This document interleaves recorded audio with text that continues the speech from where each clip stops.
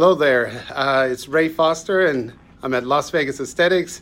I'm with James Dodge. We're just shooting a little video here on how we handle implant cases when they come in, what we do as far as doing the soft tissue model. So James is going to be showing us here. Flip this around. So here we go. All right, are we live? We are live. We're live, James. all right. Hey, everybody. So real quick, we just wanted to show you a couple different cases here that came in today. We've got one impression here that came from a doctor, and this is a closed tray technique. The doctor actually sent it just like this. So she has already taken the replica, and she has taken the replica and the transfer and put them together and put it back into the impression before she sent it to us.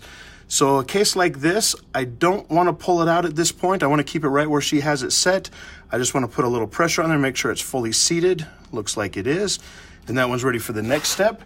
Here's another case from a different doctor who has taken an open tray technique. You can see that the screw is accessible from the back side of the tray.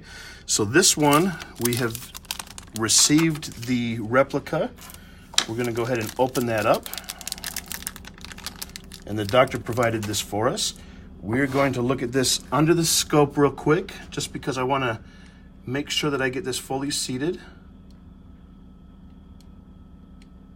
And there it goes, fully seated. Once I have it there, I want to make sure and tighten the screw. And I want to be careful at this point to not over tighten it. So as soon as I feel any resistance, I know I'm in a good spot.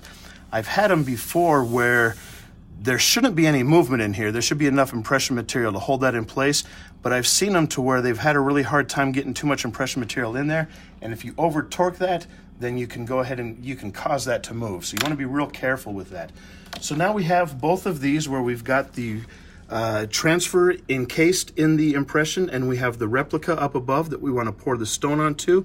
But before we do that, we're going to want to use some soft tissue material. Gingiva Rigid from Zermac is what we're going to use, and we need to use a little bit of the separator, and that's going to make it so that that soft tissue material will not stick to the impression. It's very important that you put this on here.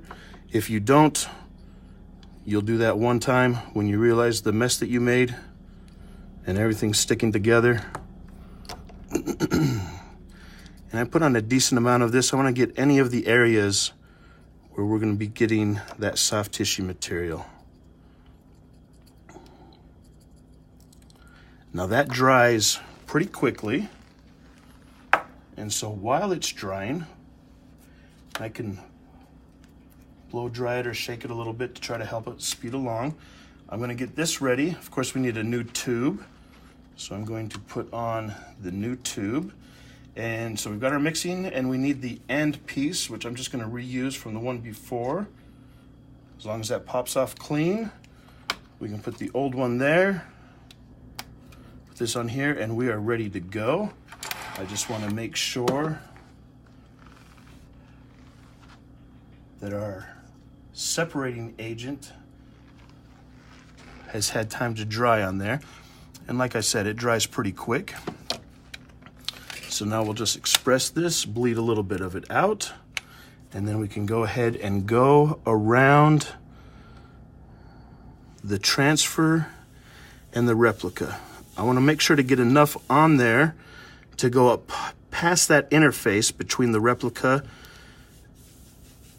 and the transfer, so that at the end we have a nice soft tissue all the way down to that transfer point, that junction.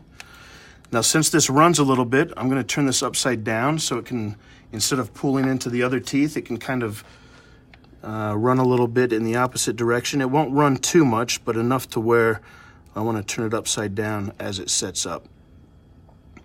Now, I'm trying to be careful not to go into the teeth on either side.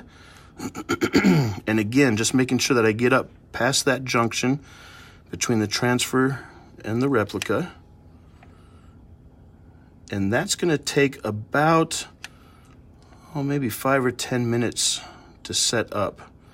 So what we're going to do is I want to show the next part of how I take those out, cut them, and get them ready to pour the stone in there. But I think we'll end this for now, and we'll be back in about 5 or 10 minutes.